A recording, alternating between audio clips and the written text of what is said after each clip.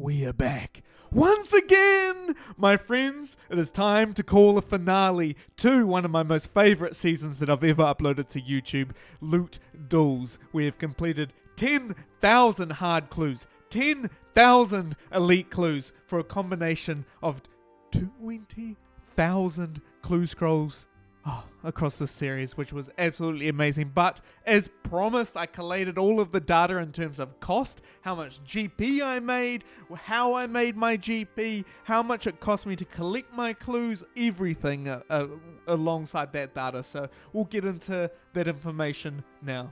Off, of course, is the time taken to actually get into the amount of clue scrolls that I've done over this time period, right? So my average completion time when it comes to hard clues and elite clues, I completed about 25 hard clues per hour, which is pretty average, I would say, and then 18 elite clues per hour, which I would consider pretty on the upper end of average, right? Most people that are just chilling doing elite clues or hard clues will see around those time frames, right? 15 to 18 elite clues, 25 to 35 hard clues per hour, right? You can of course go much faster than that, but I'm all about consistency and not burning out. So I like to chill, do my clue scrolls, watch a lot of people on Twitch and YouTube play RuneScape. So that's what I generally do. I don't try hard too much when it comes to doing clue scrolls because that just leads to burnout. Especially when I've been doing the same sort of content for the last 4 years, right? Coming up 4 years I've been uploading to YouTube. October 2018 was when I first uploaded my first YouTube video. And of course coming up into October now as well, which is really impressive. I've enjoyed my journey. But regardless, I spent the 400 hours collecting hard clues, and I spent 1,000 hours collecting elite clues, which is not a small sum of time, that's for sure. But that was over about 8-month period of time. All of my free time when I'm away from work, away from family, etc. I'm just been playing RuneScape, collecting clue scrolls. Back when it was and during lockdown, it was a lot easier because you could collect clues whilst I was working, but of course back in the office now, so that's a lot less plausible. Use my free time for that. Completion time is about 400 hours for hard clues, about 555 hours for elite clues. So not that much difference in time, mainly because I'm not that good at hard clues. If I spent a lot more time optimizing my hard clue setup, I think I'd be a lot better, and probably sit around 35 hard clues completed per hour. But hard clues, I had a total of 800 hours completing those hard clues, the 10,000, and 1,555 hours completing the elite clues. Now, of course, master clues are included in here as well, but there is zero collection time considering they come from other tiers of clue, right? My hard clues and my elite clues that I've done over this series generated 3,100 master clues, which took me a total of 172 hours to complete.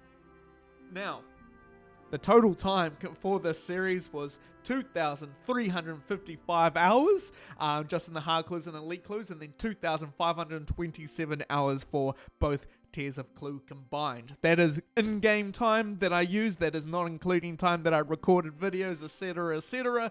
That is just in-game time doing clue scrolls, which is no small feat, right? But, you know, you guys wanted the numbers, so of course I collated the numbers.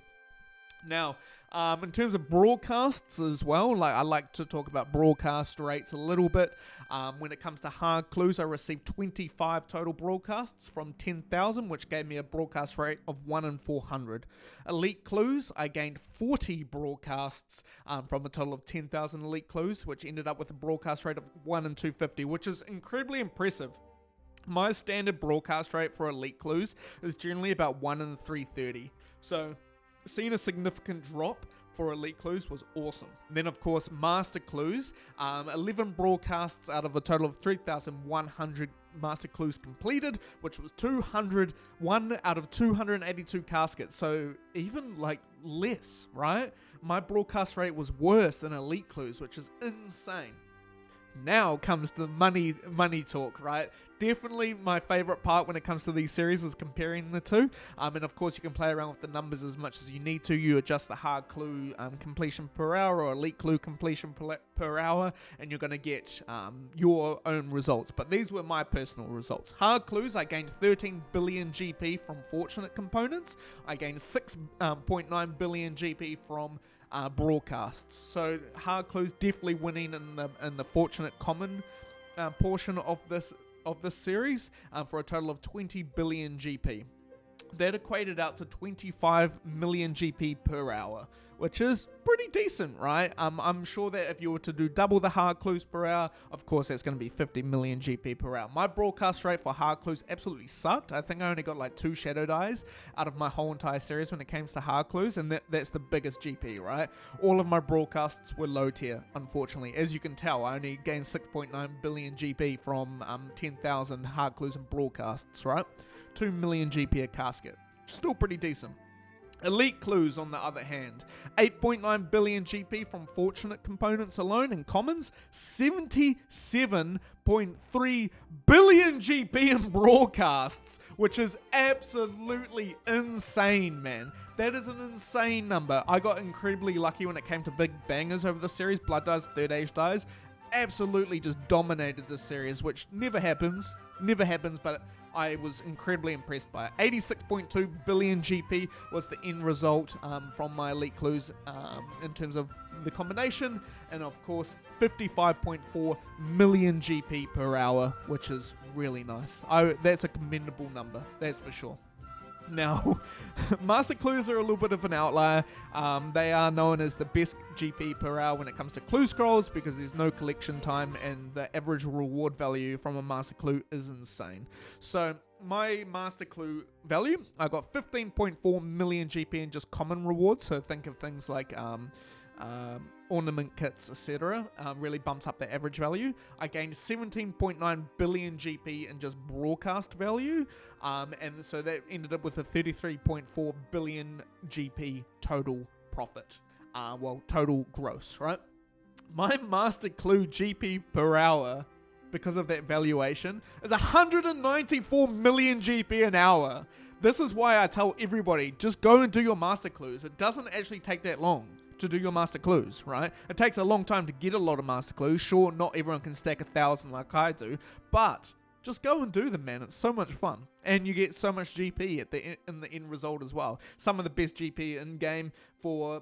It's still, the requirements are still quite high because of the quest locked items, the items that you need to get, like enhanced Yakui stick for one of the costume steps. But remember, there's always a way around that. A costume skip is only 200k. You can just use a costume skip ticket to skip things that you don't want to do. I do recommend filling your hidey holes, but yeah, you can use your costume skip tickets if you want to as well. So my total GP per hour over this series was 59.3 million GP an hour. So a lot less than like high tier PVM, but also a lot more relaxed, right?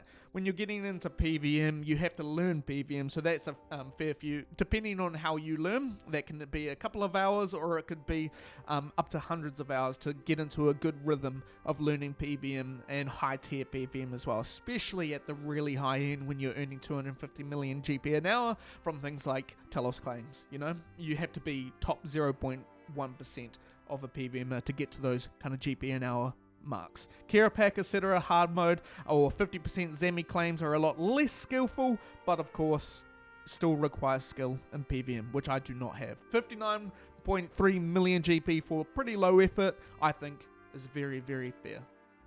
Now, of course, during the series as well, I ended up selling a few items for a lot more than what they're currently worth, right? So say, for example, when Ice Dice started to get up over max cash, I started selling them for up and over max cash. But at the start of the series, they were just simply max cash. So those items that were sold at the time were all added to my total broadcast value as well.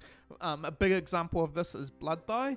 Blood Dies were 8.6 billion GP at one point, and I managed to sell at least one of my Blood Dies for that amount of GP. Oh, and even 9 billion GP, I completely forgot about that. They started skyrocketing just a little bit. Another big contributor was to my huge GP gain over the series was my Orlando Smith hat number 4. I sold that for 12.5 billion GP, which was a huge investment into how much GP an hour I made.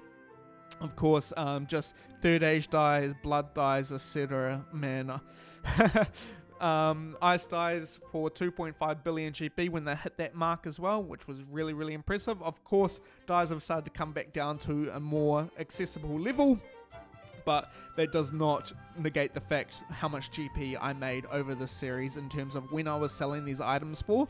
Generally, like, as soon as I started running out of GP for puzzle skipping tickets, I'd sell, and I ended up selling at pretty much the good times every single time, apart from a few times that when Shadow Dice started to spike, I was selling Shadow Dice for like 1.4, and I remember they were going for like 1.6, 1.7, which isn't too bad. But I collated all of my data from my total GP over this whole entire series as well, so it was like 70 something episodes. If you want to see all of my broadcasts, be sure to watch my previous video, because I went down into all of my broadcasts, and just 70 something episodes is a ton of content. So if you want to just watch the broadcasts, be sure to go watch that video. Now into the meat and potatoes, the question that I get asked a lot: Dylan, how much GP did you spend to make 139 billion GP?